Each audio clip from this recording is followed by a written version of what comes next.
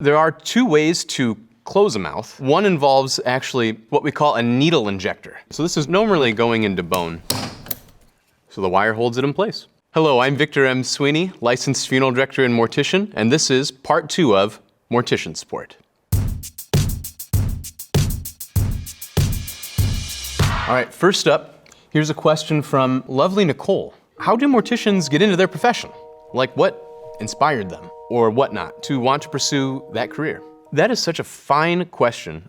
It differs from mortician to mortician. Decades ago, it used to be more common that a funeral home was a family business. So it might be that your dad was a mortician and your grandpa before him, and you just follow in their footsteps to carry on that family business and keep up the family name. Today, most morticians are what we might call first-generation funeral directors. So they're going into it cold, they're learning the trade, and then going off on their own to either work for somebody or own their own funeral home. For myself, I always grew up kind of surrounded by death, if you will. I found my best friend dead in his bed when I was 4. I had a sister that was born before me that passed away, and we'd always visit her grave. And then for about 10 years when I was a kid, we lost a close family member, an aunt, an uncle, a grandparent, every year for about a decade. So I was around funerals a whole lot. It made me understand that this is something important and worth doing. Here's a question from Anthony Pyle. Can you be buried according to your heritage or beliefs? In Colorado, for instance, there is one county that actually allows burial outside on a pyre.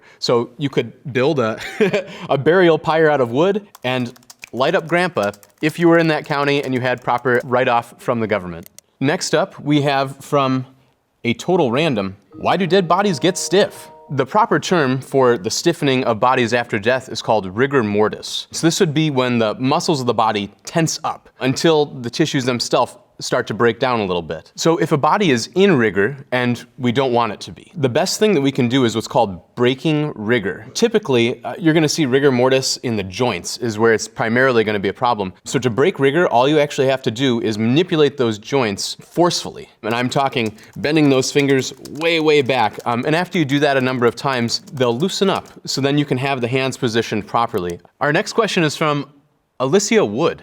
When morticians give you a shower, asking for a friend. It's a fine question because really, we do bathe every deceased that comes through. So we'll wash their bodies, we'll shampoo their hair. But for your question, giving a shower, I cannot imagine trying to prop somebody up, trying to make that happen. Having them laying on a table and doing it while they're laying down and I don't have to hold them up with one arm is definitely ideal.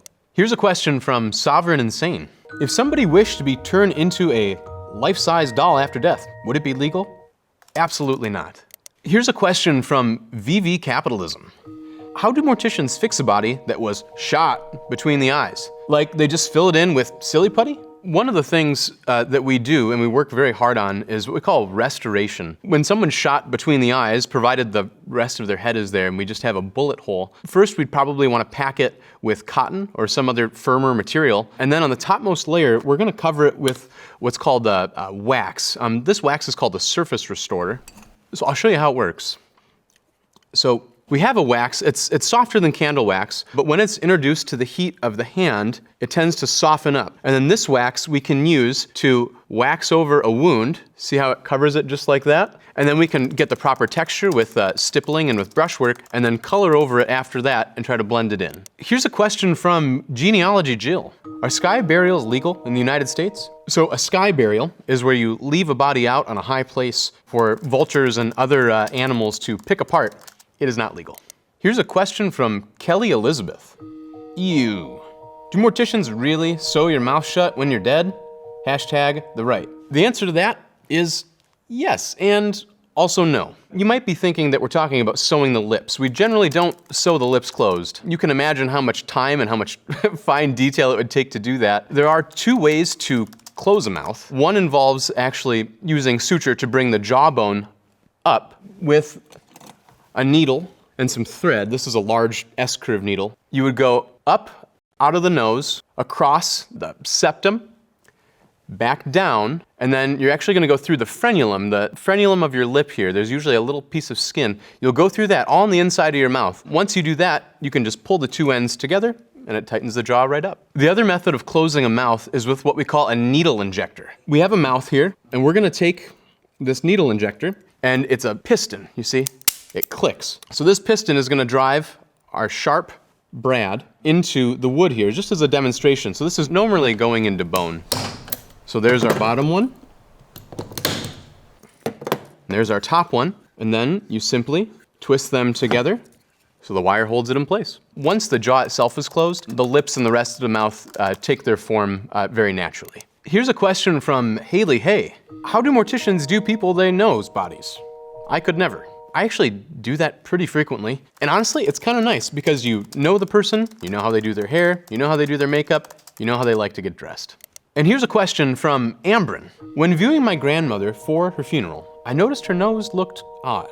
Upon closer inspection, it appeared to have been squashed and carefully restructured. Is this a common occurrence? Ambrin, that is a good question, and I'm sorry that was your experience. I wouldn't say it's common, but it depends on the manner of death. So let's say someone passed away where they had a very quick heart attack and fell onto their face. It's possible their nose might have been broken, or maybe they laid on their nose for a number of hours and it maintained that squashed look. Then it would be just as simple as straightening it out, maybe putting a little cotton in the nostrils to hold their shape, and then embalming the body so those tissues hold their shape. Here's a question from Tiffany Payne. Do breast implants get taken out? 5 question marks. Short answer, no. Our next question is from Ot. How do morticians decide what to do with the dead person's arms? So that's kind of an interesting question. Traditionally, the hands are placed over the umbilicus, so over the navel, and almost always the hands are going to be positioned left over right. The reason being is that more often than not, by the time you pass away, you will have been married, so we want the hand with the wedding ring to be on top so people can see it. But maybe the variation on that is if we have someone who's very large and in the casket, sometimes their hands don't quite reach up, or maybe they would meet, but it's so high up in the casket we wouldn't be able to close the lid securely. So if that's the case, we usually just put the hands at the side, typically resting just on top of the hips. Here's a question from Aaron Execution. I wanted to go into the field of work back in the day, but I was afraid of how it would affect me. What's one situation that's affected you the most, good and bad? Could that line of work cause PTSD?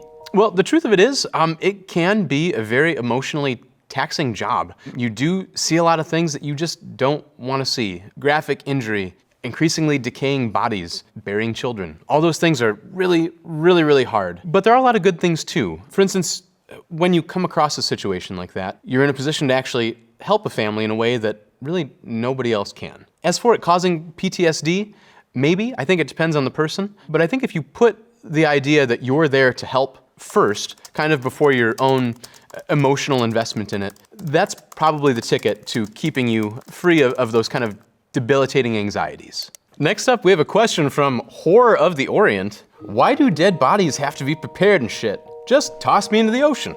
Why is it so complicated? Just drop me in and let the orcas eat me. That could possibly be an option if we're talking about burial at sea. The reason we prepare bodies is to provide time for families to gather. More often than not, states are going to have a limit between the time a person passes away and when they have to be either buried or cremated. With embalming, it actually negates the necessity to bury a person right away. So let's say we're having a funeral and we have families coming from both sides of the country. Hard to do that in 72 hours, let's say. If we embalm a body, then we don't have to worry so much about the timing, and we can delay it a little bit if we need to. I don't have a great deal of experience with burial at sea, being in the most landlocked state in the country.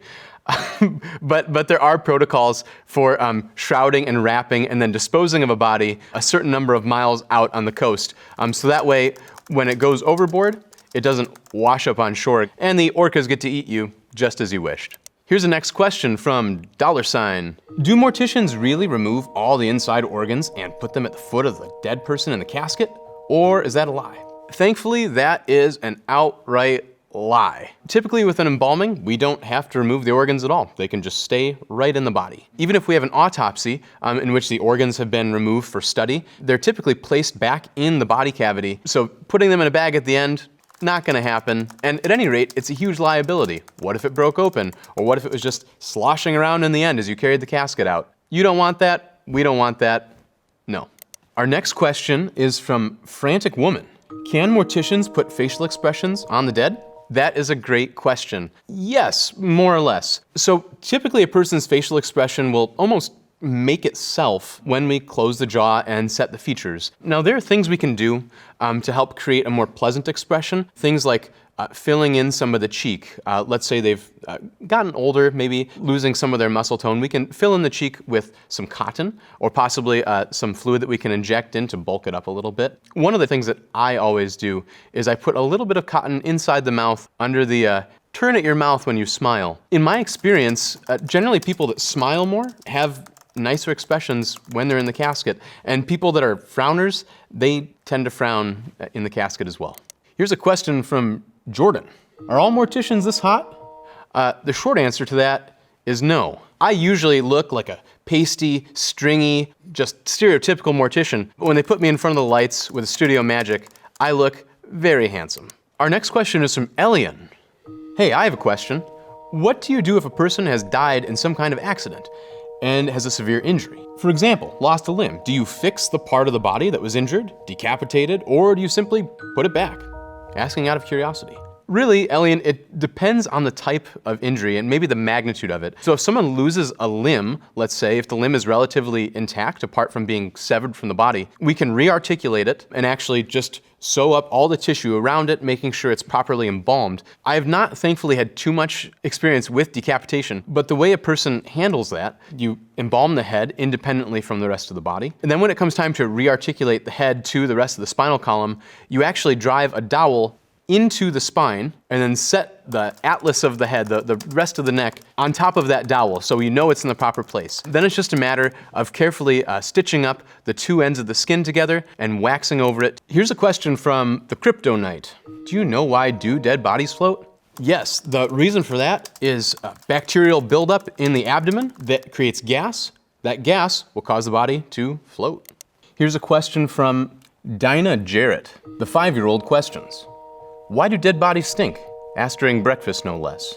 Well, I have a 5-year-old at home, and this is probably a normal breakfast for me. Do you ever have meat or any other vegetable that goes off, spoils, or rots? That is exactly what our bodies do as soon as our immune systems stop taking care of us. You have a lot of internal bacteria living in your gut, all those hollow organs, and those things do smell bad. If a body comes in already smelling bad, already partially decomposed, typically we'll put that body in a body bag if they're not already in one. And then a good way to reduce smell is to actually use baby powder as well as baking soda. Both those soak up those nasty smells quite well as long as the body's in a sealed pouch. If we have an embalming where somebody is smelling bad, really the embalming itself typically will fix some of that smell. Ideally, the fluid will push out the blood, and a lot of times as soon as that blood is gone, the smell goes with it too. If someone is smelling really bad, a nice trick is just a little bit of Vicks VapoRub under the nose. The next question is from Jash. Is it possible for a mortician to allow someone to watch while they're working on a body? That is a great question. The answer is no, unless they are actually an intern. In most states, they won't allow anybody outside of someone who has a funeral director's license to enter into an embalming room, let alone watch the preparation of a body. Our next question is from R.L. Queen. How do hair and nails still grow on the body after death? That is an interesting question. The hair and nails do not continue to grow after death. There are no life processes that would cause the growth of hair or nails. The look of hair growing and nails getting longer is primarily from skin around them retracting. All right, our next question is from Lord and Savior Jared Gaines. I heard of a thing where you would die and you can have your tattoos preserved and given to your loved ones. Have you ever done something like that? I've never had that request, but I have looked into a company that does do that. So really what we would have to do is just remove that outer layer of skin. The company would probably send us a biohazard shipping container so we could mail that top layer of skin with the tattoo off for preservation and then probably framing before they would send it back to the family. Here's a question from Job for a Cody. So I do have a serious question. What are happening to the bodies of the deceased with coronavirus? Are they cremated?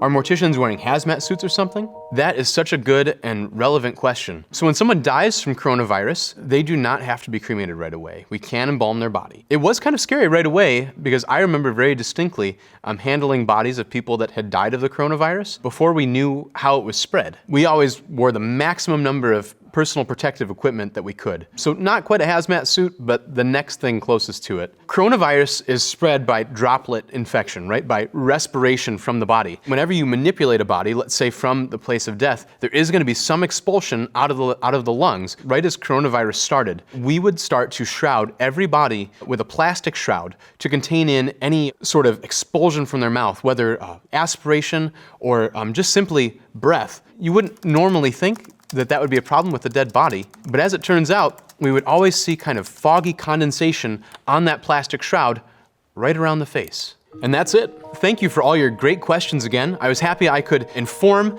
and teach you guys a little bit more about my life in the death world.